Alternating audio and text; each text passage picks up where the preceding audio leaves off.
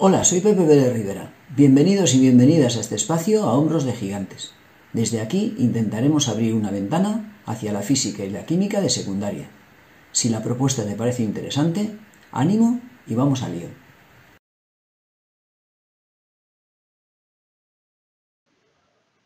Vamos a estudiar para el curso segundo de bachillerato el tema de estructura electrónica del átomo, en particular el apartado función de distribución radial. En ocasiones, interesa trabajar con coordenadas diferentes a las cartesianas x y z. En ocasiones interesa trabajar, por ejemplo, con coordenadas polares ampliadas a un sistema tridimensional, lo que también se denomina coordenadas esféricas. Estas son la distancia desde el punto P que consideramos al eje de coordenadas, es r, a veces representada por ρ, el ángulo θ que mide el desplazamiento con respecto al eje x y el ángulo φ que mide el desplazamiento con respecto al eje z. Observa que θ puede variar desde 0 hasta dar la vuelta completa a 360 grados y φ puede variar desde 0 hasta 180 grados. En estas condiciones, cuando resolvemos la ecuación de Schrödinger, es interesante operar con este tipo de coordenadas, de manera que la solución de esa ecuación nos permite determinar la función de onda orbital. Esta corresponde al producto de dos términos. Por una parte, lo que llamamos la parte radial, la denominamos así porque depende únicamente del radio. Y por otro lado, la parte angular. La parte angular depende únicamente de las dos coordenadas angulares. La apariencia de las mismas es la que ahora podemos ver. En ningún caso pretendemos recordar, memorizar o trabajar con estas ecuaciones, tan solo observar el hecho de que la parte radial solamente depende de r y la parte angular depende de los dos ángulos. No se mezclan las coordenadas. La función orbital, la función de onda, aparecerá como resultado de multiplicar el término correspondiente a la parte radial por el término correspondiente a la parte angular. Observa que en función de los valores de n y l tenemos que seleccionar la correspondiente parte radial y la correspondiente parte angular. El producto de ambas dará la función de onda orbital. Nos centraremos en el estudio de la parte radial, en lo que se conoce como la función de distribución radial. Esta función también la llamaremos densidad de probabilidad, porque va a medir la probabilidad de encontrar el electrón a medida que nos alejamos del núcleo. La función parte radial tiene su máximo en el núcleo atómico, por lo que tendremos que hacer una pequeña modificación, dado que la máxima probabilidad de encontrar el electrón no puede estar en el núcleo atómico.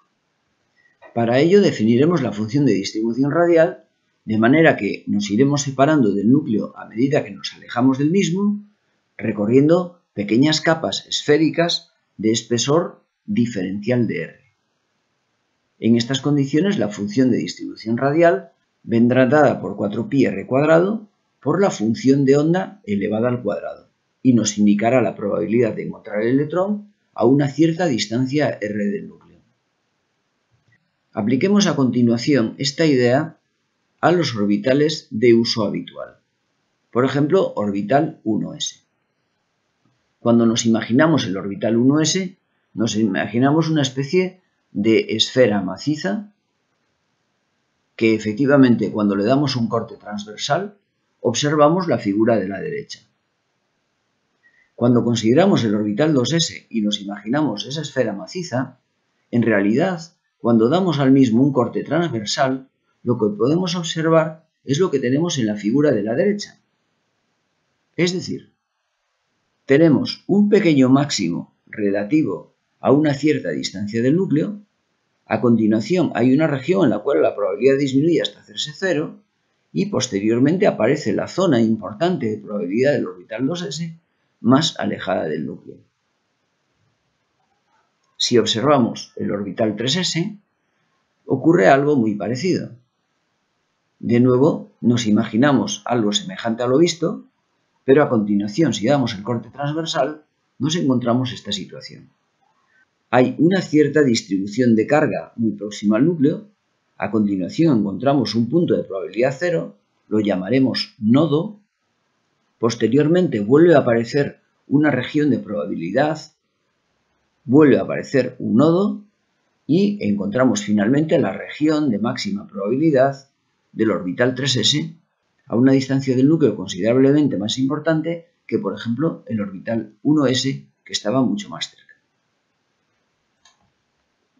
Vamos a superponer ahora los orbitales hasta n igual a 3. 1s, 2s, 2p, 3s, 3p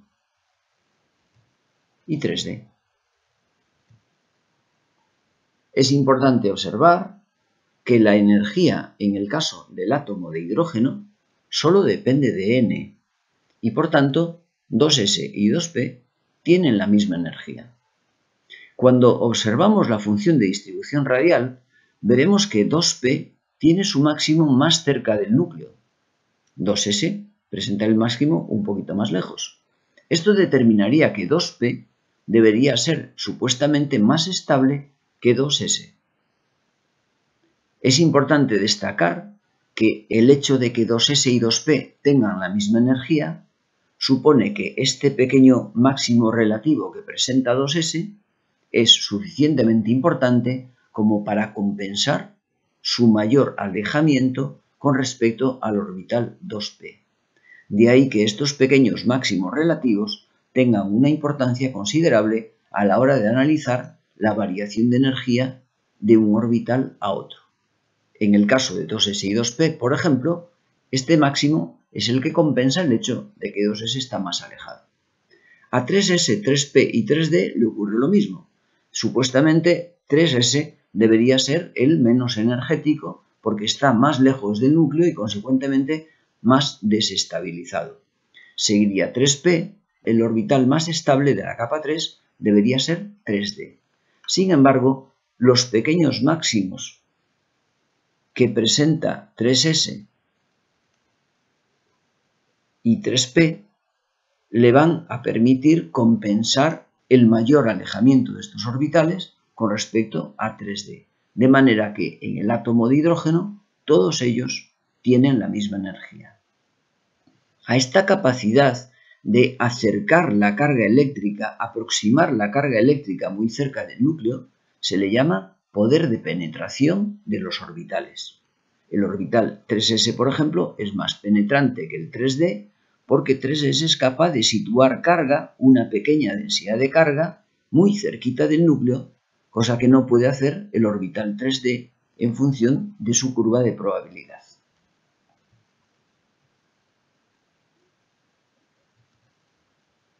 Analicemos, por tanto, los niveles de energía. En el átomo de hidrógeno, la energía solo depende de n. Por tanto, en un diagrama energético, tendríamos el orbital 1s, a energía ligeramente superior los orbitales 2s y 2p coincidiendo en nivel de energía ambos. A continuación tendríamos 3s, 3p y 3d, también todos ellos de la misma energía. Cuestión que es importante destacar. 2s y 2p tienen la misma energía, igual que 3s, 3p y 3d.